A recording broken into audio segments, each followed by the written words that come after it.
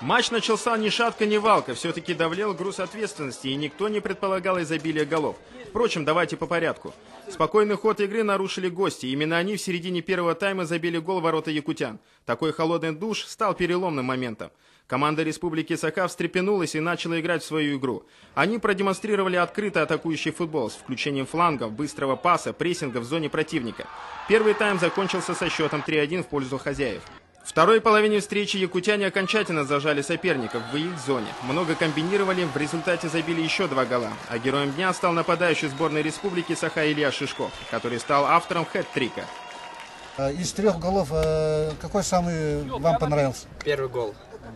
Почему? Ну, потому что он был решающий. Мы играли 1-1, я забил второй гол. И я вывел свою команду вперед. Ну, а мне понравился 3-й гол, когда вы на скорости обыграли всех и вкатили мяч, скажем так, в ворота.